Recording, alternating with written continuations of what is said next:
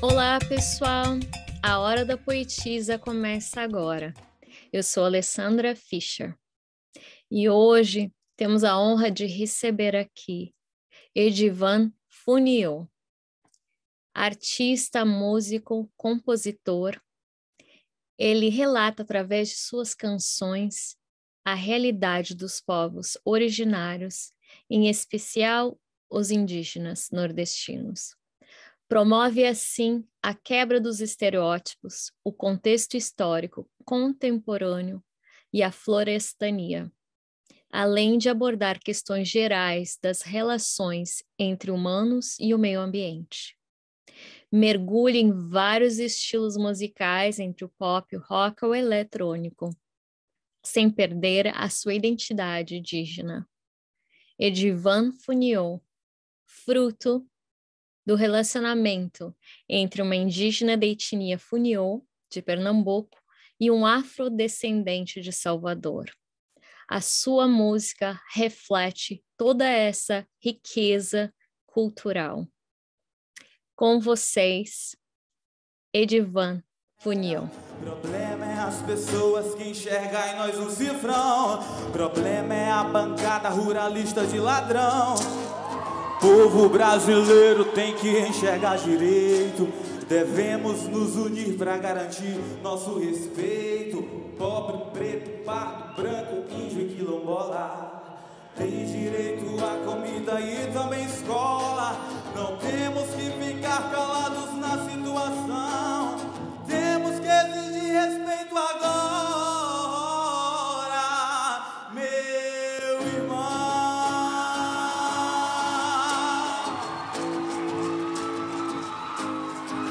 Rena, rea, rena, rea, rena, reu, rena, reu, rena, rena, rea, rena, rea.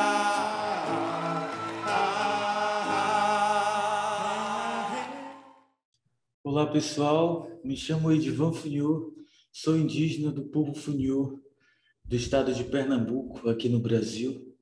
Quero agradecer a Alessandra por abrir esse espaço e a gente fazer uma troca, né? Falar um pouco sobre os povos indígenas na atualidade. Muito obrigada por aceitar o nosso convite. É uma honra, um privilégio poder compartilhar esse espaço com você e com o público que está nos assistindo. Vamos começar, então, sabendo um pouquinho da história do seu nome, Edivan. O Edivan, ele veio da parte do meu pai, né? Meu pai se chama Edivando, então minha mãe decidiu colocar Edivan. Mas é muito comum nos povos indígenas do Brasil ter nomes até mesmo fora do Brasil, nome como as pessoas dizem, os indígenas falam, nomes de brancos, né? Porque faz parte do processo colonial essa coisa de trazer os nomes de fora e depositar nesses corpos indígenas, né?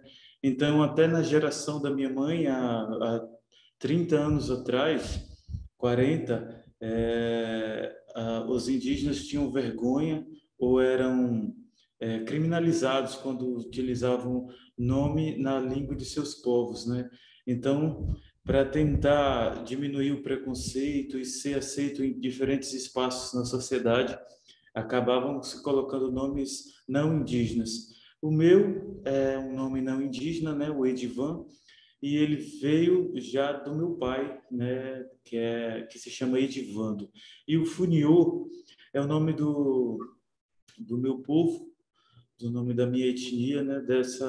Desse povo na qual eu me sinto representado quando se trata da identidade cultural. Uhum. Edivan Funiô.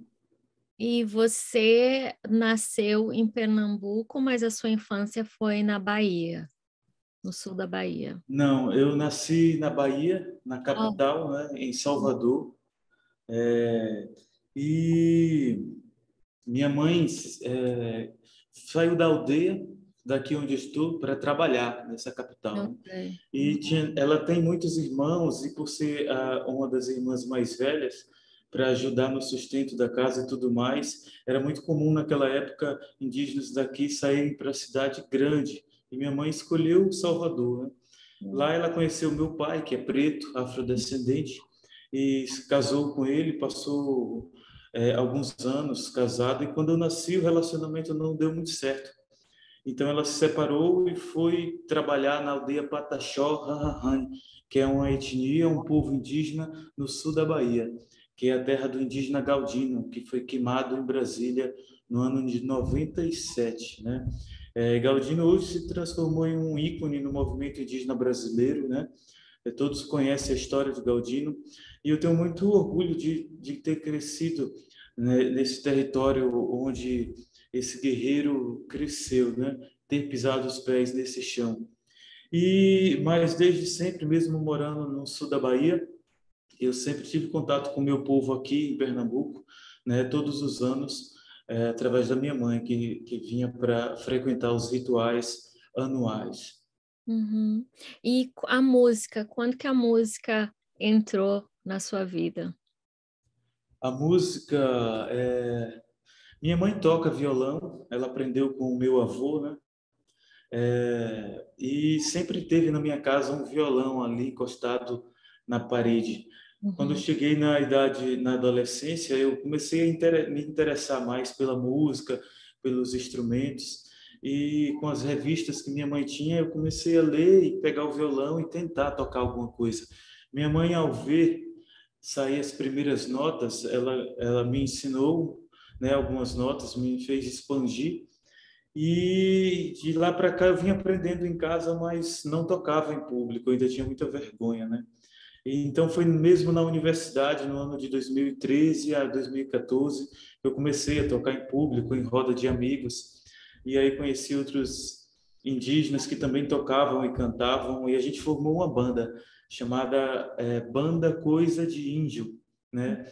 Então essa banda veio mesmo para quebrar os estereótipos, falar das questões indígenas.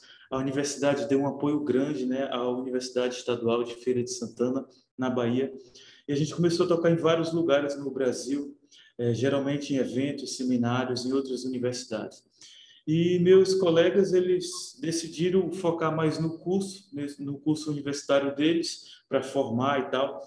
E só eu continuei na música, né? Eu gostei tanto de ter o microfone na mão, de ter esse poder, né, da fala e de poder falar o que eu sinto, que as minhas experiências de vida, que continuei na música. Então foi na universidade que tudo começou, né?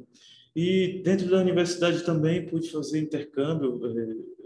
Morei um ano em Portugal e nesse um ano eu consegui explorar um pouco da música também, né?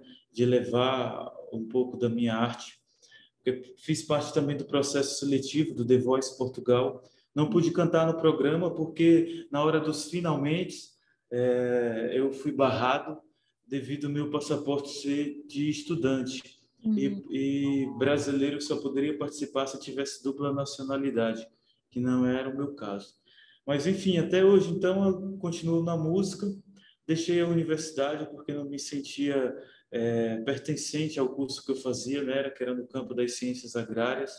E Uhum. no ano da pandemia fui para São Paulo tentar, né, expandir nessa música. Foi aí então que eu consegui entender um pouco mais sobre o mercado da música e também consegui gravar o meu primeiro EP chamado Segura Minha Mão. E agora, nesse momento, eu vim para minha aldeia para dar uma respirada, dar uma descansada, né? Mas Uhum. em breve estou aí pelo Brasil e pelo mundo, levando minha arte, minha música e a reflexão, né, sobre os povos indígenas. E você compõe, né, todas as músicas que você canta. Sim, eu componho todas as músicas. E são músicas, como a gente estava conversando antes, que elevam, né, ampliam a consciência e que realmente toca a gente profundamente. E também ela faz a gente repensar sobre certos ensinamentos que foi nos passado, né? que na escola, ou que a gente tem acesso de ouvir e saber dos povos indígenas. E porque eu estava prestando atenção nas letras das suas músicas e você fala muito sobre os estereótipos, né?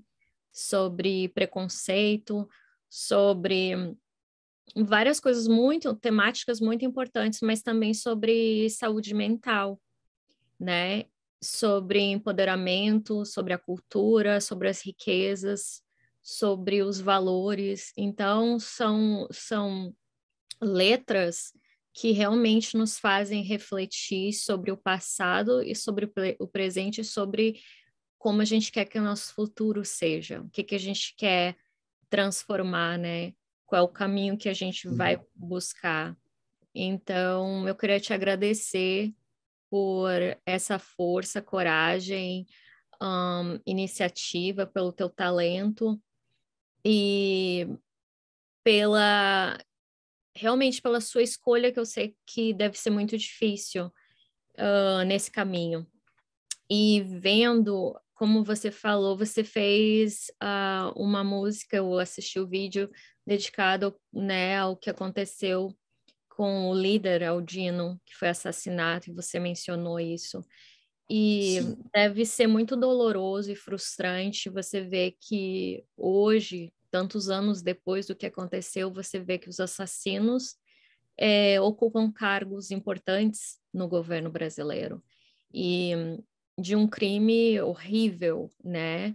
E isso acontece não só no Brasil, é claro, acontece aqui nos Estados Unidos, e onde os criminosos, por ter condições financeiras, influência e a cor da pele, eles não recebem a mesma punição, né? E eles conseguem continuar vivendo e ter cargos assim. Agora, se o ato criminal foi cometido por um negro ou um representante de uma classe pobre, ou um índio, né, ou uma mulher, por exemplo, na sociedade, de grupos com vulnerabilidade, eu diria, daí a punição é bem diferente, é bem maior, né? E, e é difícil de conseguir um emprego depois disso, e se a pessoa sai da prisão, né?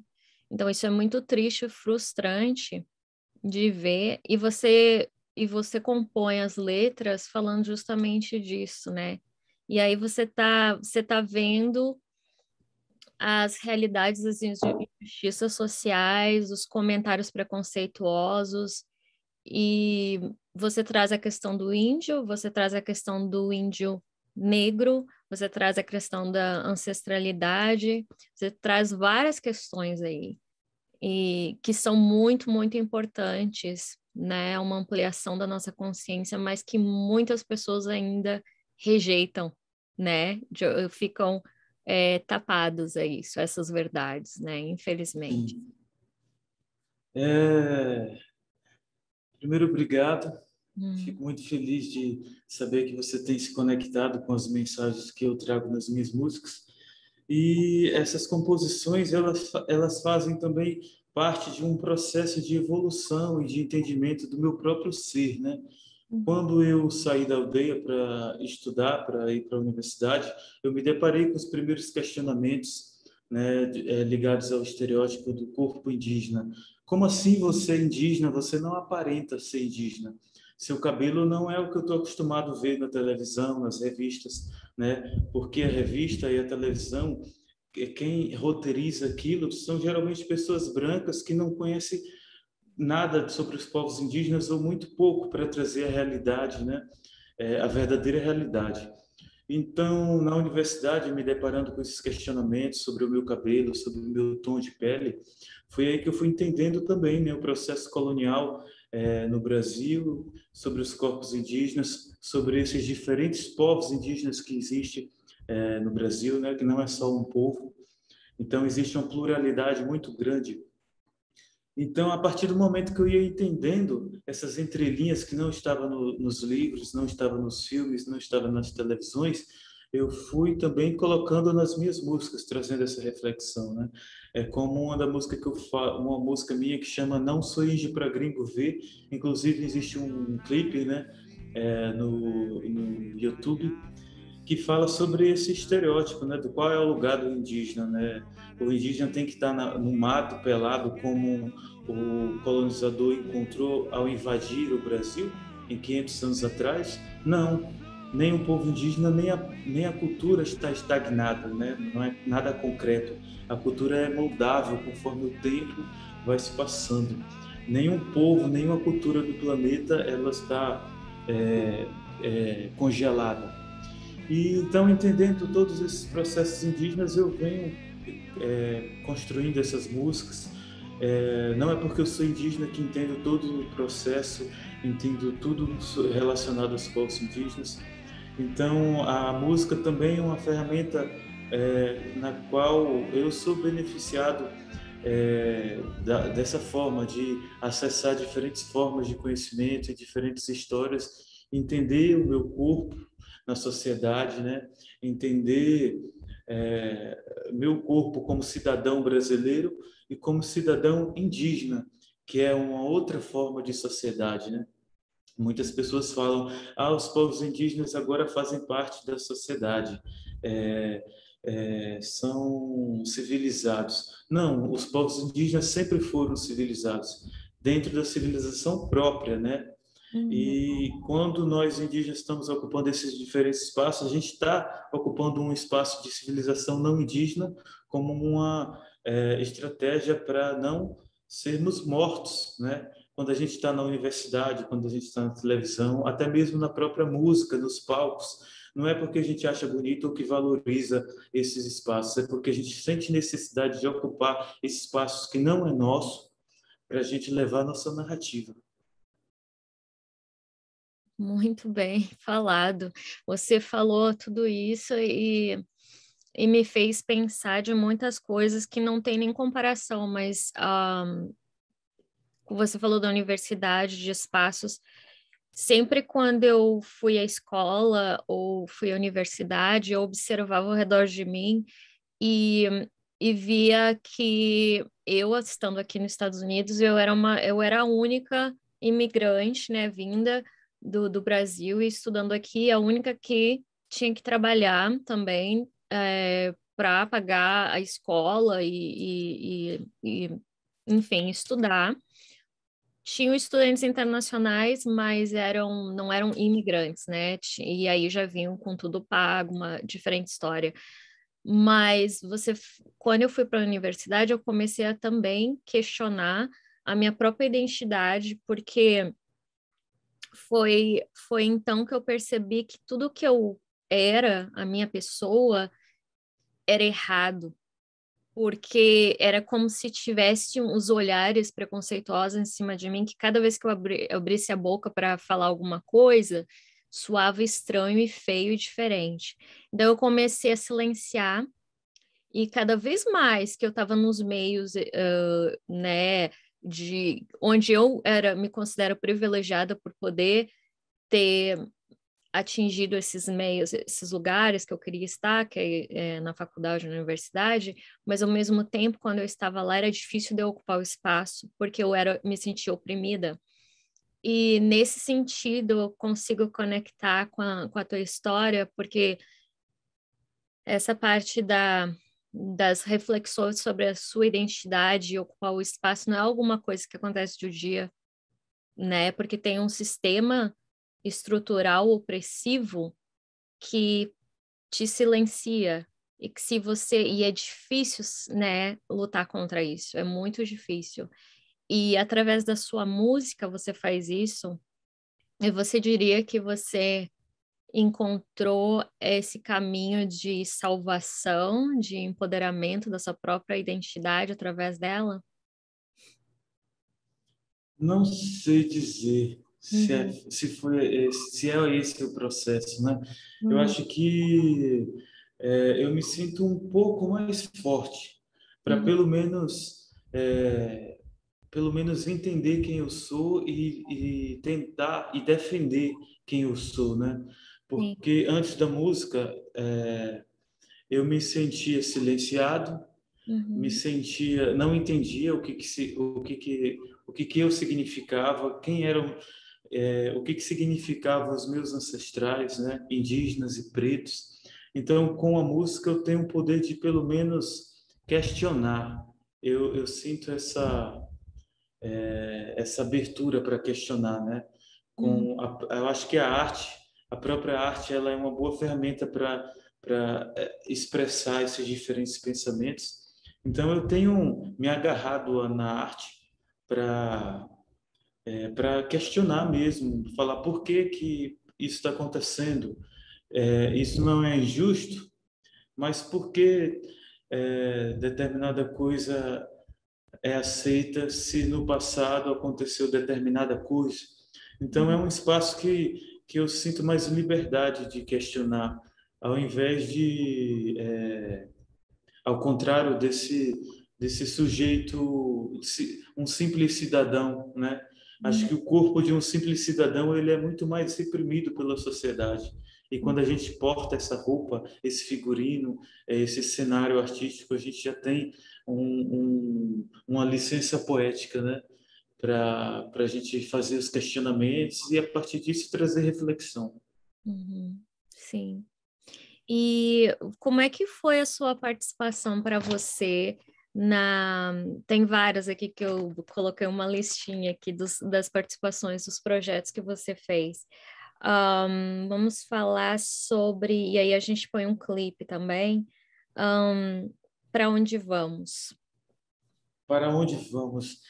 É uma música, uma composição do Beto Vilares e o Carlos Renaud, dois amigos meus de São Paulo. Foi muito importante para mim, primeiro pela minha carreira, né, pelo meu entendimento enquanto artista. Foi tudo muito no início, quando eu ainda não sabia como funcionava o mercado da música. E foi as minhas primeiras experiências indo para São Paulo. Então, foi tudo muito interessante, né, essa vivência.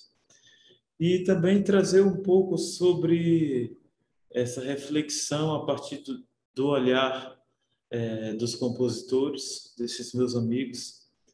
Acho que isso, foi uma complementação, né? Hum. Tanto do meu ser artístico quanto dessa visão de mundo, das necessidades de a gente olhar para as causas ambientais e para a vida humana na Terra, né?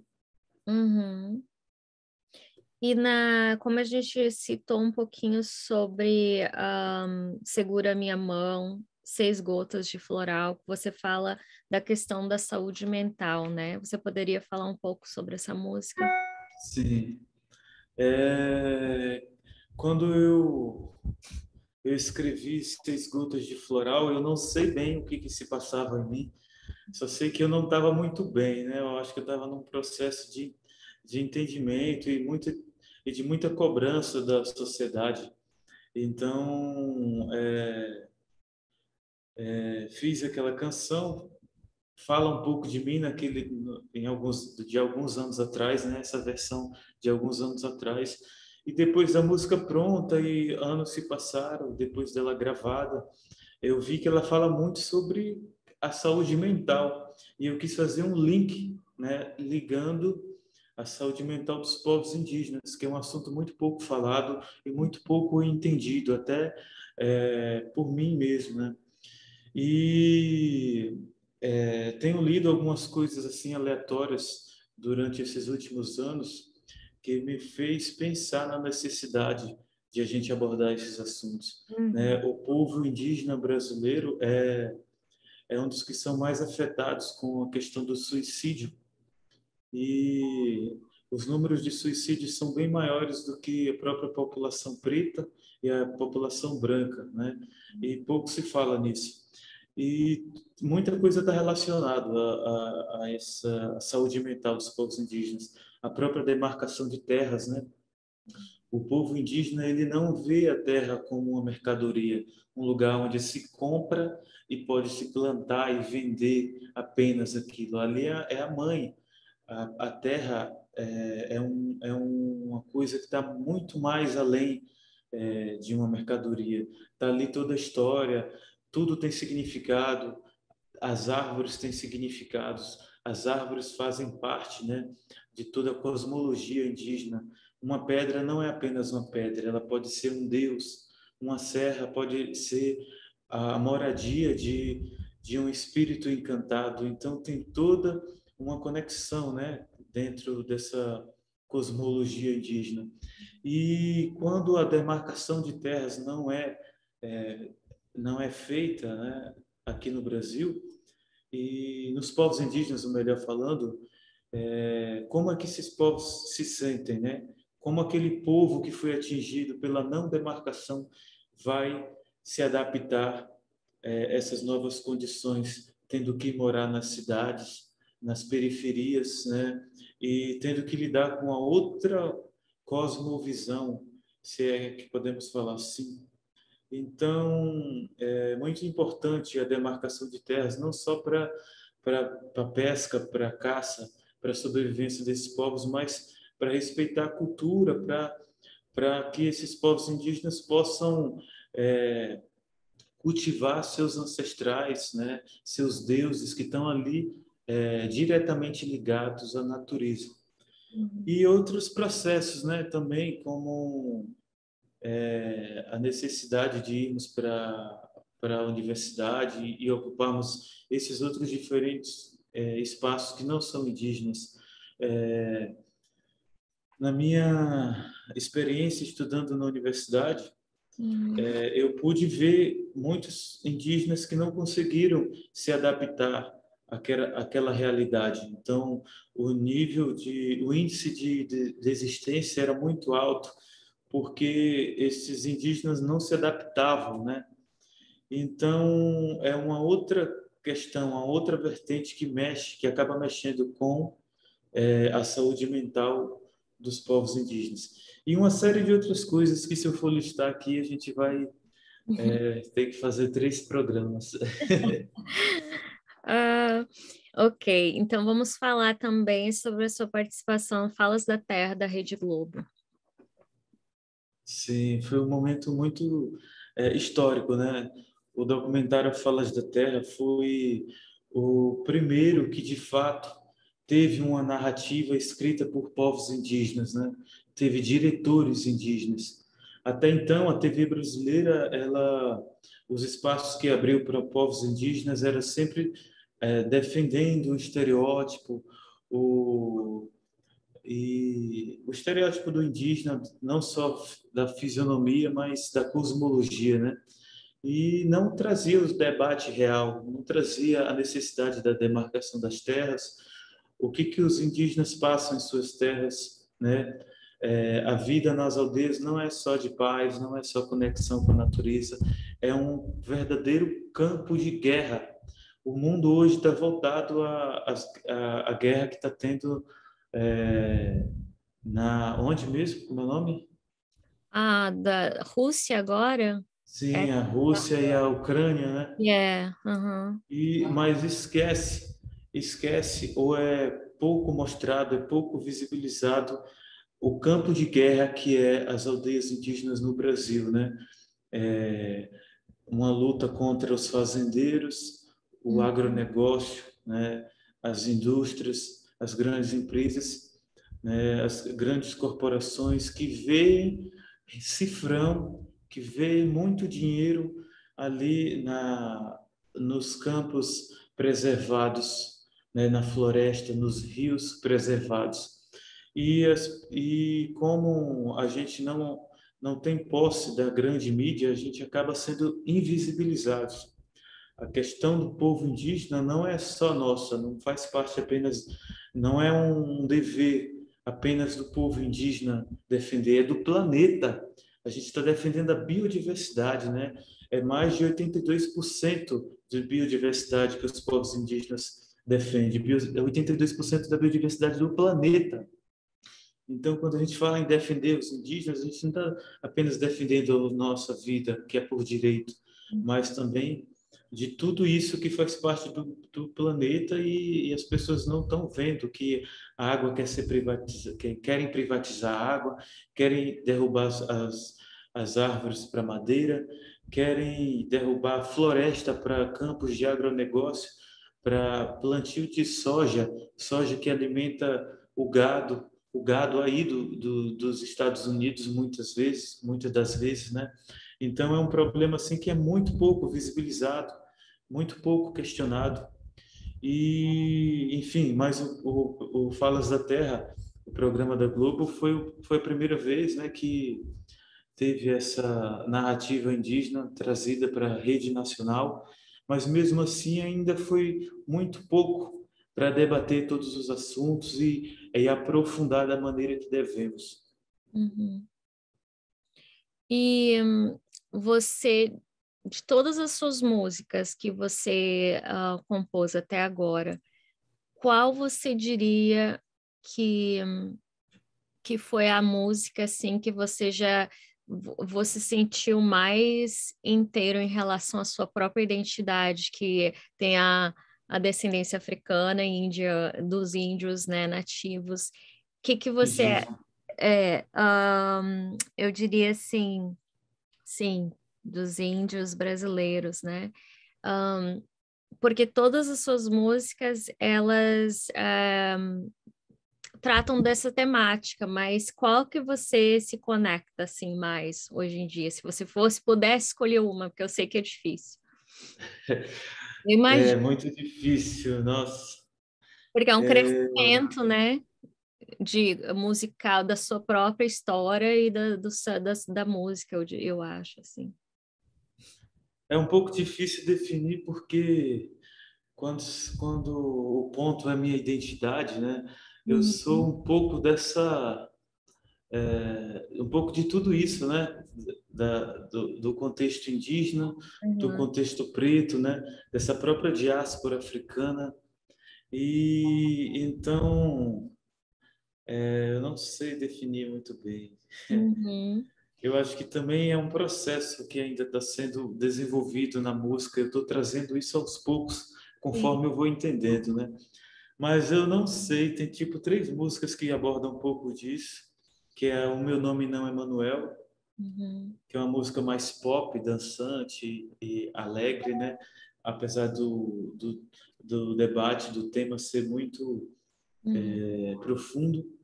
E também tem uma que fala de Salvador, que é da onde eu nasci, né? Que é um território africano no Brasil. Mas eu não sei ao certo qual é a que tipo, eu definiria é, a minha identidade preta, uhum. musicalmente falando. E você falou agora, você tem vários estilos, né, na Sim, música. sim. É. Eu estava pensando isso há alguns dias atrás. Nós, povos indígenas, fomos tão sabotados em não ter esse espaço artístico, musical, né, do mercado da música aberto Uhum. para nós, que agora que a gente está retomando esses espaços, a gente está trazendo todos os estilos musicais que a gente não fez parte na história, desde os anos 60, 70, 80, né, Uhum. o rock, o axé e tudo mais. E eu acho que eu sou um pouco disso também. Quando eu ouço músicas nacionais e internacionais que não me não abordam minha narrativa e que eu não encontro, a Uhum. vontade que eu tenho é de fazer uma música dentro daquele estilo musical, trazendo a minha narrativa, sabe? E acho que é isso. Acho que é um direito nosso, né, em nós indígenas, ocupar esses espaços, esses estilos, diferentes estilos musicais, Uhum. mesmo e fazer deles atemporais. Sim.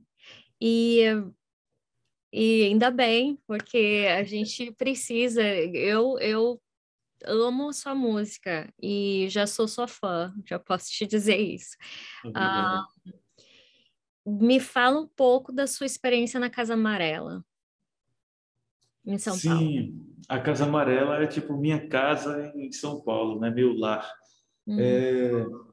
Eu conheci as pessoas que moram na Casa Amarela durante o primeiro festival de música indígena contemporânea, que foi em São Paulo, no ano de 2019. A Casa Amarela foi uma apoiadora do evento e estava lá, né, dando suporte em vários momentos durante o festival. E foi aí que eu conheci essas pessoas. E no ano seguinte veio a pandemia, né, 2020, e eu falei, caramba, eu acho que eu vou para São Paulo, vou enfrentar o vírus e vou Massa. tentar, né, vou enfrentar o vírus por uma causa maior, que é essa luta através da música. E como eu já conhecia o pessoal da Casa Amarela, eu entrei em contato, perguntei como é que fazia para eu morar lá, estar com eles. E quando eu cheguei lá, foi a maior conexão, né, com todas as pessoas. E lá é uma casa bem artística, todas as pessoas são artistas e tudo fluiu, né? Tem um estúdio, ateliê e, enfim, tudo favorável para a gente construir arte. Então Uhum. foi uma conexão muito boa, foi uma experiência muito boa viver na Casa Amarela. Quando eu voltar para São Paulo, vou lá visitá-los e tem essa conexão, né? Essa coisa, apesar de não estar lá, eu ainda sou Casa Amarela. Uhum. A gente tem vários projetos, várias ações, a gente sempre está conectado e apoiando de alguma forma os projetos dos outros. É uma Uhum. conexão muito legal. A música Meu Nome Não é Manuel, ela primeiro ela surgiu com os acordes, né? Eu estava tocando, pai, e saiu uma sonorização muito bacana, que eu tive uma conexão assim muito forte e eu fiquei tocando aquilo repetidas vezes. E depois saiu o cifrão, né? Saiu a frasezinha Meu nome não é Manuel. Aí o violão aqui já está preparado. I love it. Aí, automaticamente saiu, né, a frase: O meu nome não é Manuel, o meu nome não é Manuel, o meu nome não é Manuel. Eu falei: o que posso falar através disso? E aí eu fui lembrando, né, das minhas experiências, das coisas que já tinham acontecido comigo e tal. Eu falei: quero abordar um assunto. E trouxe de início um fato que aconteceu comigo na cidade de Feira de Santana, na Bahia, onde estava rolando o vestibular, né, na universidade, e eu estava no alojamento dos povos indígenas e quilombolas.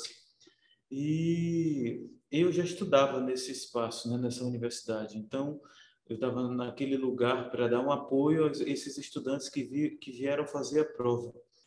Depois que tudo já estava organizado, nós mesmos fazíamos a comida, limpávamos o espaço para dar esse suporte a esses estudantes.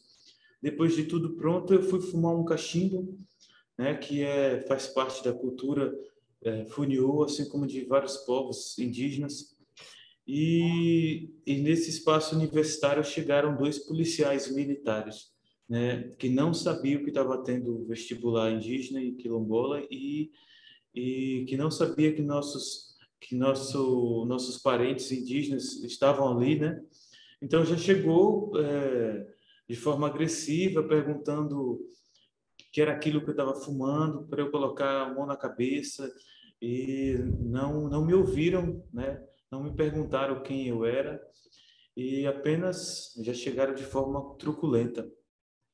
Mesmo depois de eu tentar me explicar, continuaram as agressões verbais, não houve agressão física, porque não deu tempo. Outros indígenas, meus amigos, viram a situação, né? E chegaram, perguntaram o que está acontecendo aqui. Enfim, rolou uma série de uma conversa longa lá e mais agressões verbais, e eles finalmente foram embora.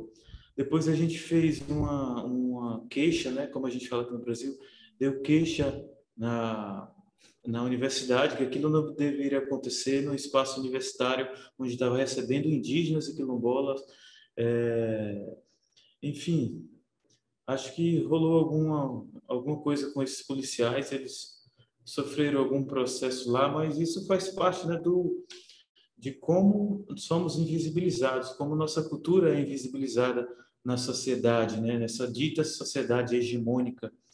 E mostra também a necessidade de a gente mostrar os nossos corpos, nossa cultura, nossa forma de viver, para a gente ser identificados e respeitados no nosso próprio território, né, que é Pachamama, chamado Brasil hoje. Como que a gente não é reconhecido no nosso próprio território? Como que a gente é visto como estrangeiros em nosso próprio território de origem, né? Então nasceu a música Meu Nome Não é Manuel. É linda. Esses dias na cidade de Feira de Santana, fumando um cachimbo na sombra do Juazeiro, chegou dois policiais tirando onda, perguntando que porcaria é essa que você tá fumando, rapaz? Eu falei, qual é, policial? Esse aqui é meu cachimbo. Não é da paz, mas é também sagrado. Sou índio preto e tô andando por esse lado. Cala a boca e bota a mão na cabeça, vagabundo. Se tu fosse índio mesmo, tu tava na Amazônia. Foi a maior zona. Eu falei, policial, não mexe comigo não, que eu não ando só. Dito e feito, meus parceiros do povo Pancararu, do povo do Chá apareceram. Fora meus encantados. Olhei no olho do policial e disse o seguinte, ó, policial, não mexe comigo não que eu não ando só. O meu nome não é Manuel, o meu nome não é Manuel, o meu nome não é Manuel, o meu nome não é Manuel, polícia, meu nome não é Manuel, o meu nome não é Manuel. Para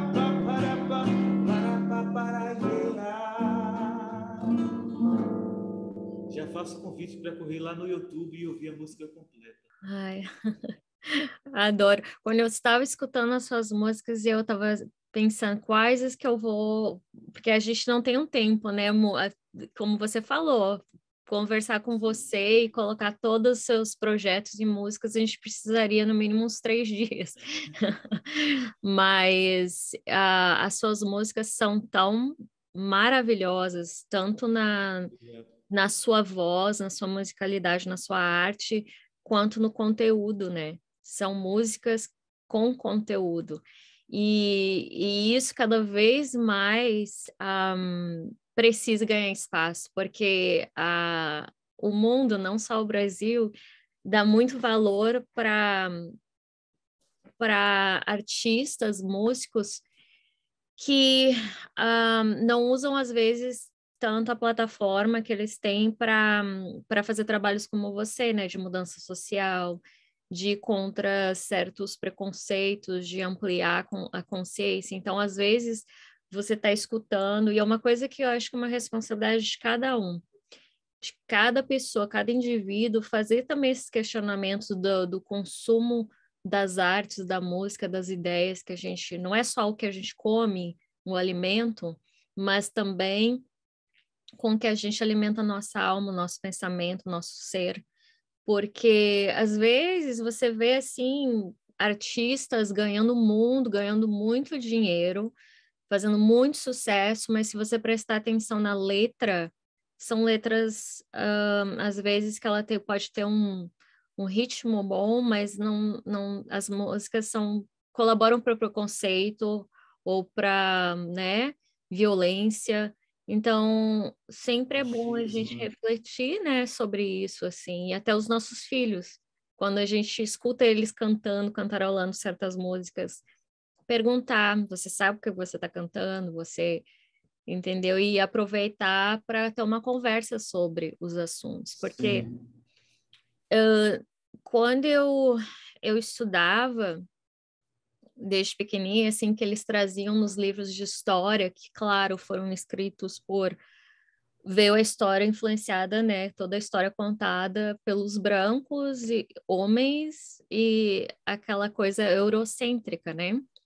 Então, onde a gente, sem questionamento, a visão muito limitada que nos trazia romântica do ser índio, e, e eu nunca me esqueço que nunca acreditei nisso, mas eu escutei de professores falando que os índios brasileiros, eles eram preguiçosos.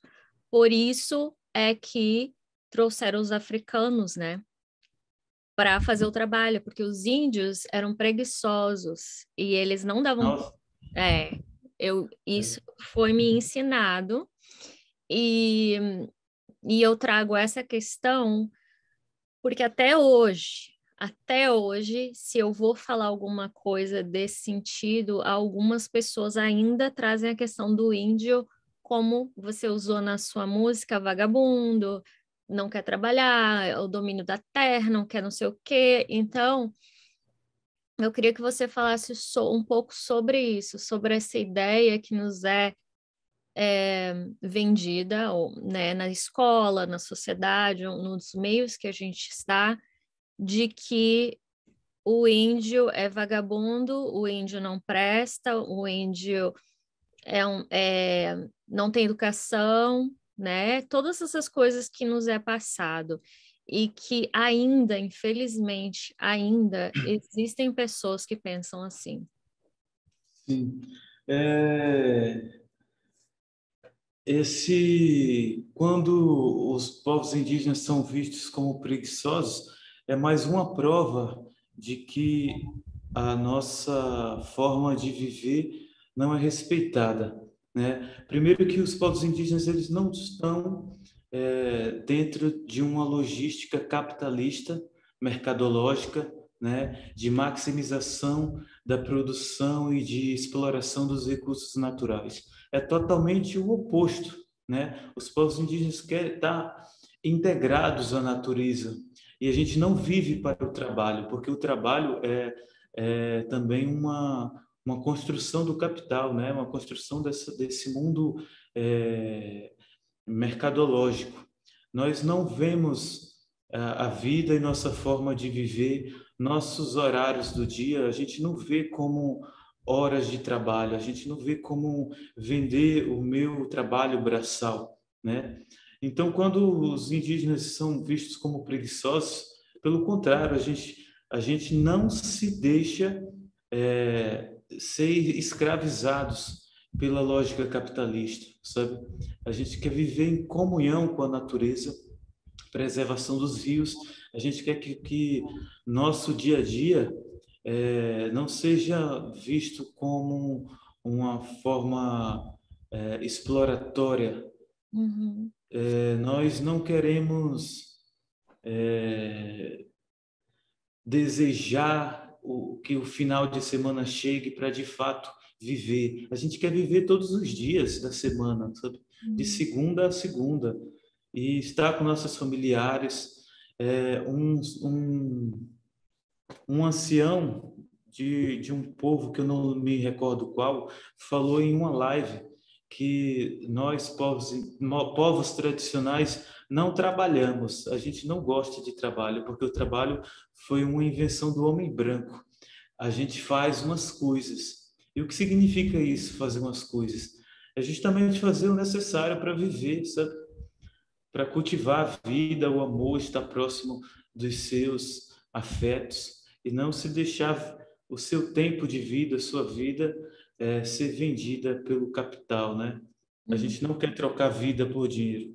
Então, muitas vezes os povos indígenas são vistos como preguiçosos por isso, porque a gente se recusa a se entregar a um mundo capitalista, né? A se vender para o mundo capitalista. uhum. É uma outra forma de viver um mundo que não é justificada pelos capitalistas, né? E, e também eu acho que quanto mais objetificar o outro, tornar o outro algo que é ruim, que, né, não presta, de uma certa forma, é mais fácil de dominar, de colonizar, de explorar, né, de escravizar. Exato. Quando eles trazem esse argumento de que os povos indígenas são preguiçosos e não agregam em nada no progresso do país, estão querendo nos eliminar, né? Nos tirar o direito de viver naquele território para explorar nossas terras. Então, como assim a gente vai deixar nossa forma de viver para morar na periferia das grandes cidades e ser escravizados através dessa nova forma que eles chamam de emprego, mas na verdade não é emprego, é uma forma nova de escravizar as pessoas, né? Então é uma luta diária, uma resistência diária, né? Porque a própria mídia ela defende esse argumento, né? Muitas vezes não entende e quem entende esconde a verdade, né? Mas é sempre uma forma ainda colonial de tentar deslegitimar os povos indígenas, de tentar desvalorizar os corpos indígenas, só que não enxergam que os povos indígenas trabalham sim, e muito, né? Aí a gente volta àquele assunto dos 82% da biodiversidade mundial que preservada pelas mãos dos povos indígenas, pela forma de viver dos povos indígenas. Porque no dia que não houver mais indígenas na Terra, também não haverá mais vida humana, porque a gente é que ainda está segurando o pouco que o planeta tem. Também querendo falar do seu trabalho, da sua carreira musical, né? Que é um trabalho, é uma profissão. E que exige muito, né, de você. Você compõe, você, ainda mais se, como é um espaço que você está começando, colocou a semente e está vendo crescer, né? Então exige muito mais de você, de como músico, e mesmo porque você está representando um povo, uma raça e com que vem carregada de vários obstáculos, porque tem muito preconceito ainda. Então é muito mais trabalhoso para você como músico produzir, ver o seu trabalho ser visível, né? Por causa da tamanha invisibilidade e opressão que existe, né? Da sociedade em relação. Sim. Trabalhar com a música tem sido um desafio, porque eu ainda estou entendendo como é que é isso, né? E minha presença nesse mercado da música, né, é muito recente. Então, hoje eu estou aqui na minha aldeia, em Pernambuco. Decidi sair um pouco de São Paulo, né? Já tem 4 a 5 meses que eu saí de São Paulo, porque eu estava tendo que me adaptar a uma rotina que não era minha, né? Uma realidade que não era minha, dessa coisa da produção e de estar presente e de pegar o metrô e de correr lá e correr cá. Eu falei, não, isso já não está fazendo parte do que eu quero para mim, né? Do que eu sou. Então, é sempre nessa busca de encontrar um lugar do trabalho sem tirar minha forma de viver e de ser, né? Sem me trazer doenças mentais e minha vida vivendo aqui na aldeia em conexão com minha cosmologia, com meus familiares, né? Pisar na terra de pés descalços. Então, é um trabalho bem diferente, né, de outros quando se trata de música, porque eu vou ter que sempre sair desse espaço de produção para estar presente na minha aldeia, para renovar o meu espírito. Não só renovar o meu espírito, mas entender, né, do que eu estou falando nas minhas músicas. Eu nunca vou conseguir entender de fato 100% o que eu estou transparecendo nas minhas músicas se eu viver apenas na cidade, né?